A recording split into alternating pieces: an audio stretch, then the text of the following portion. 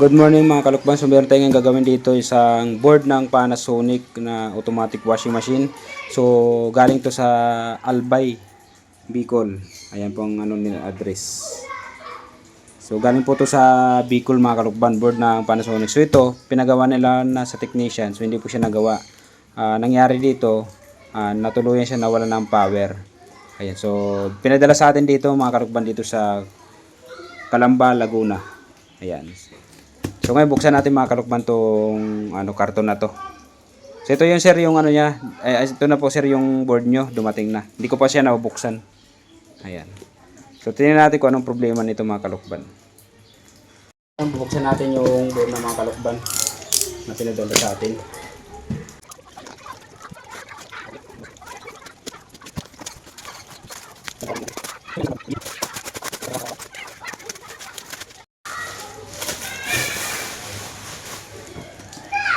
So mga kalukban, ayan, nabuksan na nila. So nabuksan na nila tong board na to mga kalukban.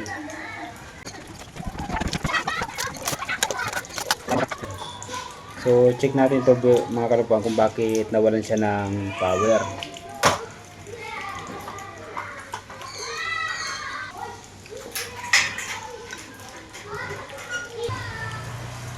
So yun mga kalukban, so hindi ibig sabihin hindi pa siya napapalitan pala mga kalukban. O yan pa.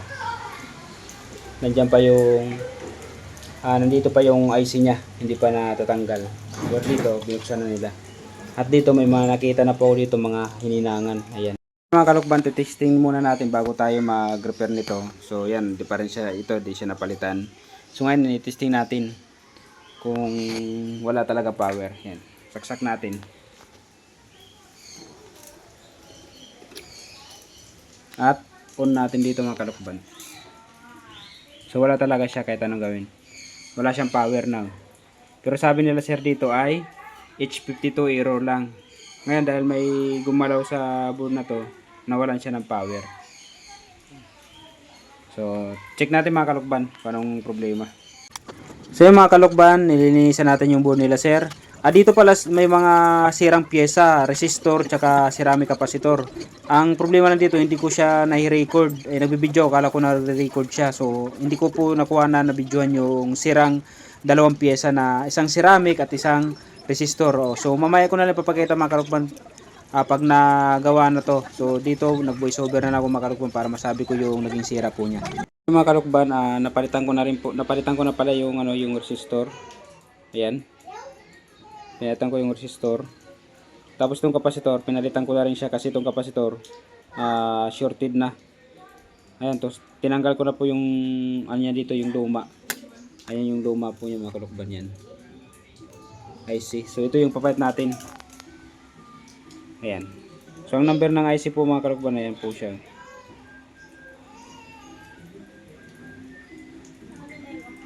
Ayan yung number ng IC. So ngayon, ikakabit natin mga kalukban.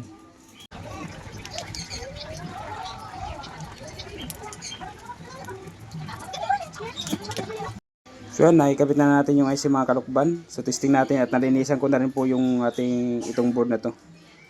Ayan. So testing na lang natin mga kalukban kung gagana. Subukan natin. Sana gumana na mga kalukban. Ayan. At isaksak natin.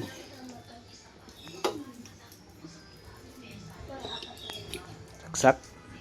So try natin on mga kalukban. Ayan, so nagkameron na siyang power. Try natin sa water level. Ayan, start. Ayan. So hindi na siya gagana mga kalukban kasi wala siya yan. Tapos mag-i-error siya na H01 kasi wala siyang motor, wala mga sensor na nakakabit. Pero okay na siya mga kalukban kasi may power na siya.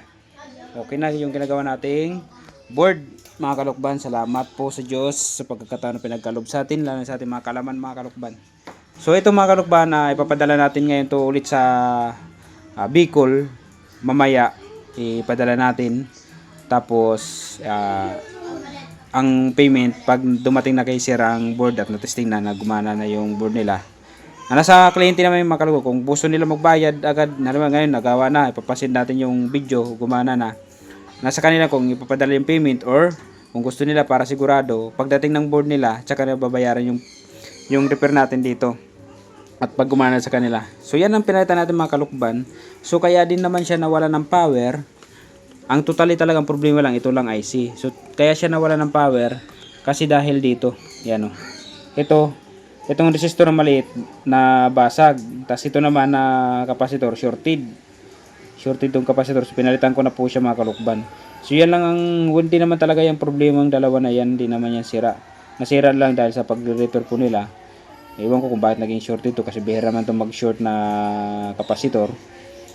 Ang kalimitan lang naman sira itong IC. Yan. So okay na po yung ginagawa nating IC mga kalukban. So ipapadala natin kay sir tong board na to. Water level. Yan sir. So mga kalukban, nandito na tayo sa LBC. Ipapadala na ulit natin yung board nila sir na pinagawa sa atin. Board ng automatic washing machine Panasonic. Papadala natin papuntang Albay. So sa mga gusto magpagawa mga kalukban, mag-message lang po kayo. Pwede nyo po ipadala dito yung board nyo kung malayo kayo, nasa Mindanao, nasa Bisaya kayo. Kung nasa mga basta malayo sa area ko, pwede nyo ipadala ang board nyo po mga kalukban. Ang payment po, nasa inyo po, pwede po pagka nandyan na yung board sa inyo, pwede payment. Pwede naman pag nagawa na, ipasin ko sa inyo yung video, tsaka yung payment. So maraming salamat mga kalukban, hanggang dito yung video natin.